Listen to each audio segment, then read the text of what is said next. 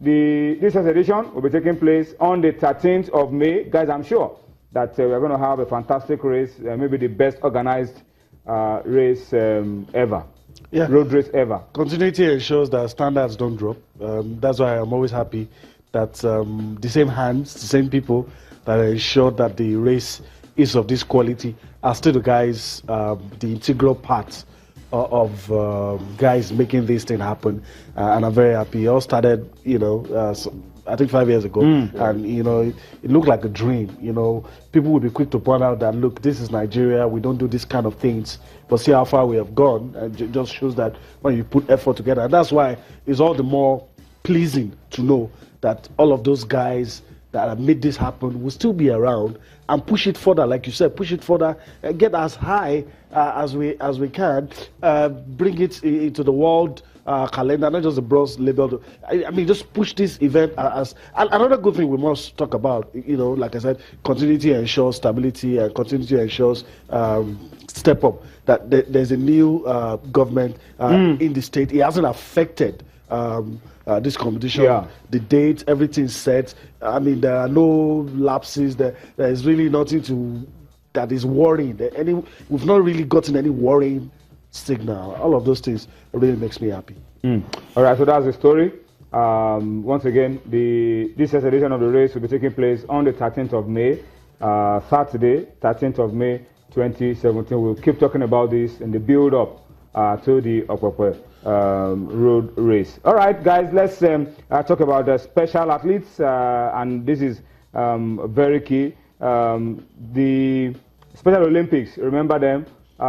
That's the Olympics that Special Olympics Nigeria always put together for intellectually challenged kids, and Nigeria has been a very, very prominent part of all of this. We're getting set for the 2017 Special Olympics World Winter Games that will be taking place in Austria, and that's the story. Nigerian athletes for the 2017 Special Olympics World Winter Games in Austria will be leaving Lagos on Monday. That's Monday the 13th. That's a few days from now.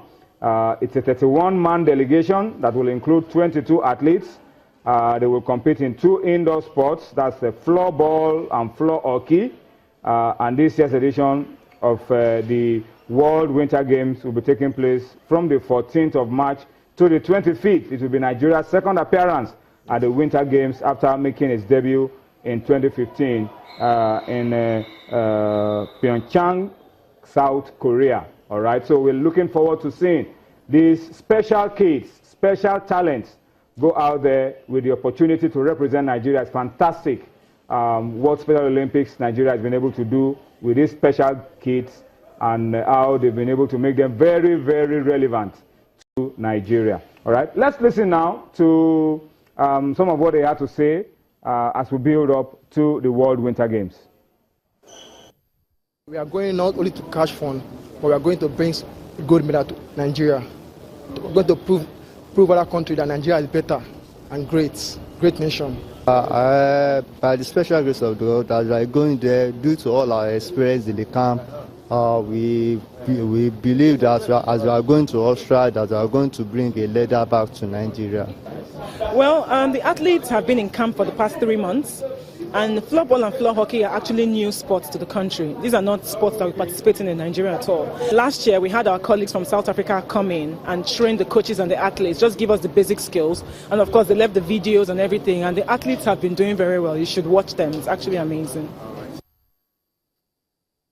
All right, so that's very encouraging, and we'll keep our eyes on this special group of people as they go out there with a very unique opportunity of representing you and I, representing their big country, Nigeria. Guys, that's something that we really are going to be looking forward to. Guys, let's quickly also now move to football very quickly, and this time we just want to stick with the FIFA rankings. The FIFA rankings are out again, and for the month under review, the Eagles have remained number 7 in Africa and have stayed at number 41 in the world. Absolutely no movement. It's a case of not going forward and not coming backwards. But let's see what it looks like for the African teams. Egypt are gradually inching their way into the top 20. They are now number 20 in the world. Senegal 28 in the world. Cameroon, African champions, 32nd in the world. Burkina Faso, interesting. The two games are going to be playing are against teams that are better ranked than we are. So it's going to be a massive opportunity for us to make a step up. Yeah. Burkina Faso, 36th in the world. Tunisia, 37th in the world. Congo DR, 38th in the world. I mean, it's an African lineup there. And you see Nigeria, 7th in Africa, 41st in the world. Ghana, 43rd in the world. And guess what? The Elephants of Cote d'Ivoire for a long time were the best ranked African team. Look at where they are. And then look at Morocco completing the top 10 in Africa. That's what it is. All right. So for Nigeria, the challenge will be to try and push up and maybe see if we can get into the top 10 soon. All right. Top 10 in the world, Yemi. I'm sure you can run us through this. Yeah, according to FIFA, Argentina is the best football-playing nation in the world, followed by Brazil, Germany, Chile, and Belgium. That's the top 5. Then you have France, Colombia, Portugal, Uruguay, and Spain. All make up. England have dropped out of the top 10 now. Yeah, all make up the top 10 football-playing nations in the world, according to FIFA. Yeah, according to FIFA, according to the rankings, that's what it is. And it's very key because these rankings, you may not read too much into them, but at some point they begin to tell. Yeah, that's a role to play. It has a huge role to play. The quality of friendlies you are able to get, and some of these major leagues in the world also will want to know your rankings before they allow players from your country to get a transfer to play in their leagues. All right, that's how key the rankings could be. All right, so for Nigeria, no movement up, no movement down, but as we said, we are going to be playing 2 key games in March, in a week or in about 2 weeks from now, against better ranked countries. So it's an opportunity for us to move up. Yeah, there's an incentive of climbing above those 2 or getting ranking points that takes us up. That's really was the need for us. And I hope we're going to have, even though it's a friendly, but we approach it with the seriousness that it deserves, putting an eye on the ranking, knowing what is going to be useful for in days to come. All right, I'll get your thoughts on this, Femi. But before I do that, we have to pause, go on a quick break. When we return from the break, you have your say, and then we'll be able to connect with Sonny Young in Washington on Sports Tonight. Join us again.